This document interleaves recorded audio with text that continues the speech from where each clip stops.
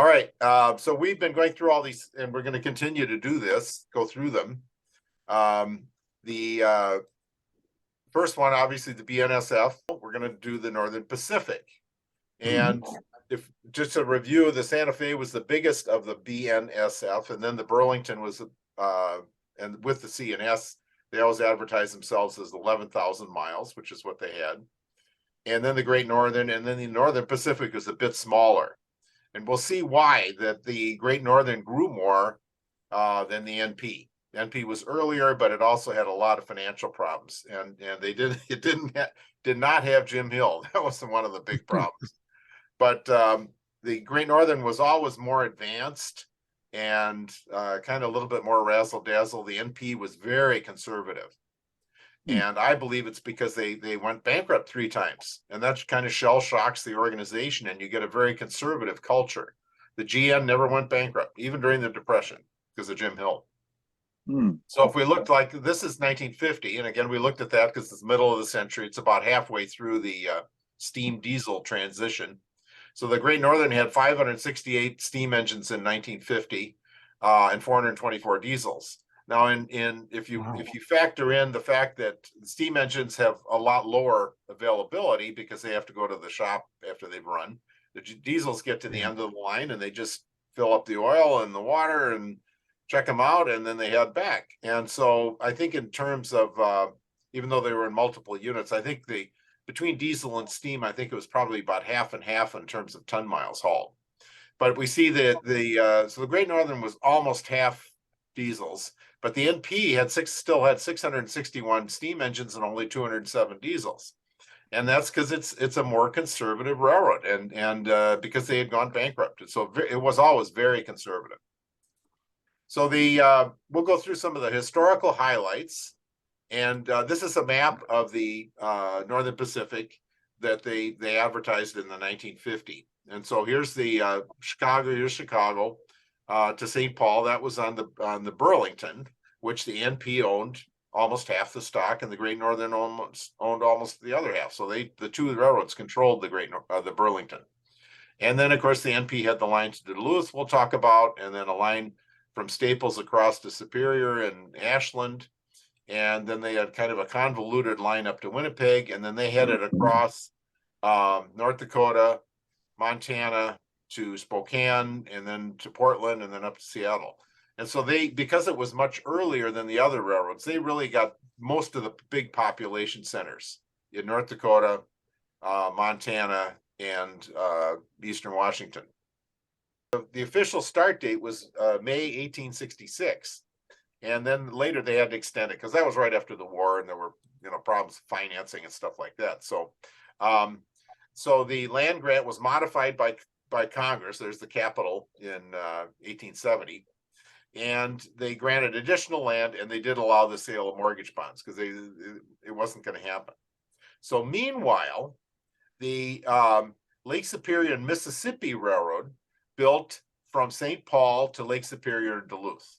So we can take a look at, they built this thing, which became the Scally line. If you remember, they used to run Milwaukee ran the Scally, because the Milwaukee got trackage rights on this thing when they built it for 999 years. If you can imagine, these guys, they were thinking big. So the Milwaukee has trackage rights, which now the CP actually uses on the Great Northern line. But yeah, this line was built, and it was very important because that's the NP said, well, we don't need to go downtown Duluth because it's kind of difficult to build into the city. So we'll just start at the Thompson's Junction, which is west of Duluth on the Minneapolis, the Lake Superior and Mississippi Railroad. So you go out of town, I don't know, 20 miles or 30 miles or something like that. So then they started heading west.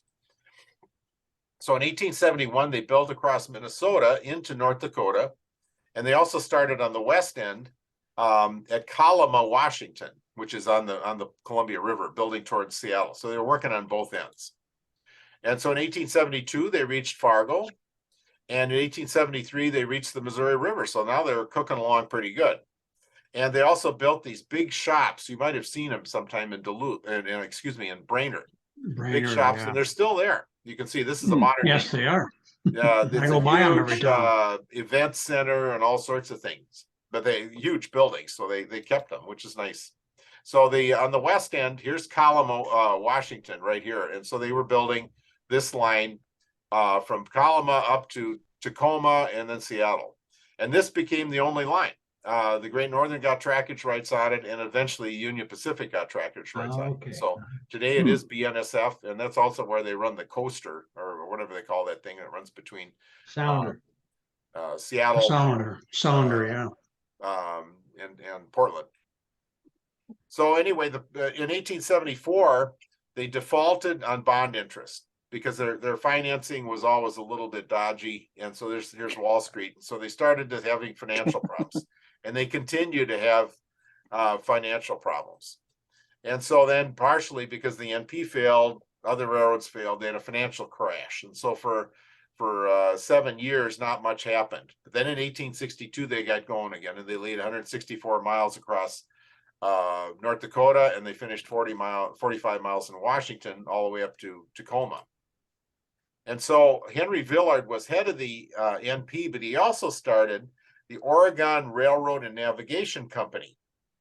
So he started building this railroad east along the south bank of the Columbia River.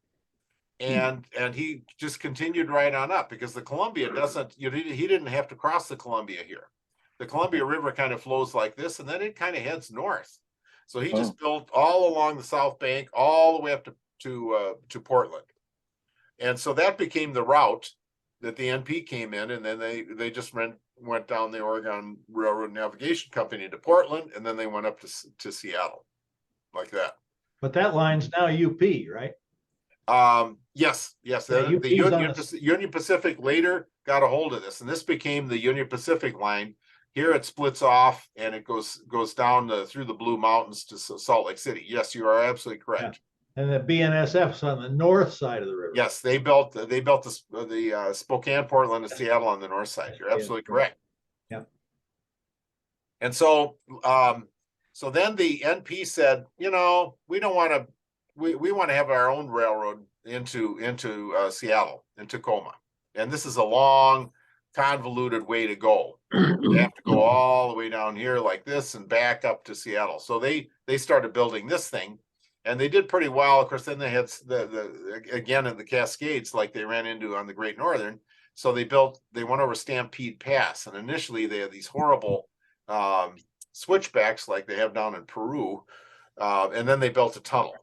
And then they expanded the tunnel, and the Stampede Tunnel is still there, and it was closed when the BN merged, but later they opened it up again because for heavy trains, it's much better. And as we talked about with the Great Northern, the way they built the Cascade Tunnel on a grade, they can only run one train per hour, and then they have fans to clear the thing out. So they needed the Stampede Tunnel too, and so. In 1883, $1 million bridge was built across the Missouri River between Bismarck and Mandan. And one of our crew is in charge of replacing that bridge right now. It's going to be a huge project, and it's tricky because, of course, there's issues with the river and everything. And this thing comes across the river, and then it makes a sharp jog to the south. And so there's land issues, and it's hard to find places for construction and stuff like that. But anyway, he's working on that. The BNSF has to replace that bridge. So by 1883, trains were running between Livingston and St. Paul, and so Henry Villard pushed hard to lay more track. And then in 1884, all of a sudden, Wall Street realized that the Northern Pacific had this long line. And these branch lines hadn't been built. This long line with very little traffic, as opposed to the Great Northern. They compared it to the Great Northern, which was profitable and had all these lines up here. And so the NP had this long line, and so the Wall Street investors drove the stock price down. And so Henry Villard had to leave the NP, and then they went through a series of management changes. Meanwhile, the NP was looking for a logo. And so one of the NP managers was at the 1893 World's Fair in Chicago. And he saw the Korean flag with the yin and the yang. And he said, you know, that's really cool. Let's use that as our logo. And so they did. And so the logo, this is the logo. Initially, it just said Northern Pacific and then the Yellowstone Park line. And then later they changed it to Northern Pacific Railway. And that lasted from 1893 until the merger in 1970. And so that was quite a They classic. never got sued like you do nowadays. Yeah. No, I suppose maybe the Koreans thought it was pretty cool. I don't know. Yeah. They may not have known. Yeah, they may not have known. Who knows? Communications are different than what they are today. That's right. know. We're talking, 1893. And so in 1970, the Burlington Northern was finally merged because Jim Hill had tried to do it back in the late 1800s by merging the Great Northern, Northern Pacific, Chicago, Burlington, and Quincy, and CNS and SP&S. Now, as we talked about last time, the GN and the NP owned each owned about half of the Burlington, the CNS, and the SP&S. So it was just basically merging the GN and the NP and then wrapping everything in. So one of the big things they had to give, the reason they were able to do it, ironically, was because of the Milwaukee Road. And of course, the UP was out there too. But the Milwaukee Road was parallel. So they said, well, there's competition.